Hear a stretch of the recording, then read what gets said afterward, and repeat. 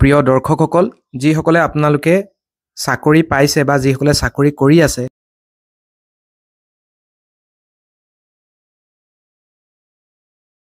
approve কৰা হ'ব কেন্দ্ৰীয় চৰকাৰৰ কৰ্মচাৰীসকলক জানুৱাৰীৰ ভিতৰত ইয়াত টাইমছ নাও যেটো নিউজ চেনেল আছে তেওঁলোকে জনাইছে যে the union cabinet approve the 8th pay commission in January 2025 with implementation set for January 1, 2026 1 জানুৱাৰী 2026 চনৰ তেওঁলোকে ইমপ্লিমেন্টেশন কৰা হ'ব বুলি বা এপ্ৰুভ কৰিব বুলি তেওঁলোকে জানিবলৈ দিছে This new revision a decade after the 7th pay commission of 2016 aims to adjust salaries allowance and pensions to meet rising living cost and economic demands over 48.62 lakh active employees and 67.85 lakh pensioners stand to benefit from this historic update আৰু এই অষ্টম দৰমহা আয়োগে কিমান সংখ্যক কেন্দ্ৰীয় চৰকাৰ কৰ্মচাৰী খাঙৰি লব হেতু উল্লেখ কৰা হৈছে যে 48.62 লাখ সক্ৰিয় হৈ থকা কৰ্মচাৰী আৰু 67.85 লাখ পেনচনাৰক সামৰি লব এই অষ্টম দৰমহা আয়োগে আৰু ফিটমেন্ট ফেক্টৰ কিমান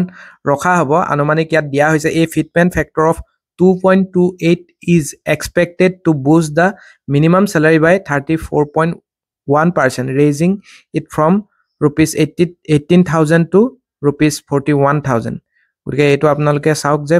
34.1% raising হ'ব পাৰে salary আৰু the dearness allowance projected to reach 70% by early 2026 আৰু dearness allowance to প্ৰায় 70% 2026 ৰ আগলৈকে বাহি যাব পাৰে আৰু will merge with the base pay creating a comprehensive salary structure additional allowance include house rent allowance SRA based on city category and travel allowance linked to grade and location the revised gross salary will consist of the updated basic pay plus all allowances minus applicable deductions গতিকে যেতিয়া কেন্দ্ৰীয় চৰকাৰৰ এই সমূহ বাহি যাব যদি 2.28% আহি যায় আৰু salary minimum 34.1 তাতকৈ বেছিও হ'ব পাৰে ইনক্ৰিজ হৈ যায় তেনেহলে লাহেকৈ আমাৰ অসম চৰকাৰৰ যি সমূহ কৰ্মচাৰী আছে আমাৰ গ্ৰেড 3 হওক বা গ্ৰেড 4 হওক বা গ্ৰেড 2 হওক সকলোৰে কিন্তু গোটে salary structureটো হলনি হৈ যাব আপোনালোকে যি সকলে নতুনকৈ চাকৰি লাভ কৰিব তেওঁলোকৰো কিন্তু salary বাঢ়িব আৰু এটো এক্সপেক্টেড হে কৰিছে গতিকে আমি গোটে এনালাইসিসটো নকৰো কিমান দৰমহা বৃদ্ধি হ'ব কাৰণ এটো 2.28 বাঢ়িব বুলি এক্সপেক্টেড কৰা হৈছে গতিকে ফিটমেন্ট ফেক্টৰটো স্পষ্টকৈ নিৰ্ধাৰিত কৰক তেতিয়া আপোনালোকক ভালকৈ দেখাম যে আপোনালোকৰ গ্ৰেড 3 যিবিলাকে এডিআৰি পাইছে গ্ৰেড 4 যিসকলে এডিআৰিত পাইছে বা যিসকলে চাকৰি কৰি আছে আৰু জিটি পিজিটি যিসকলে নতুনকৈ চাকৰি পাইছে আপোনালোকৰ দৰমহাত কিমান ডিফাৰেন্স আহিব কিন্তু আপোনালোকে এটা কথা জানি থব পাৰে প্ৰায় আপোনালোকৰ সকলোৰে দৰমহা 10,000 20,000 এনেকুৱা ধৰণৰ গ্ৰেড পে অনুসৰি বৃদ্ধি পাব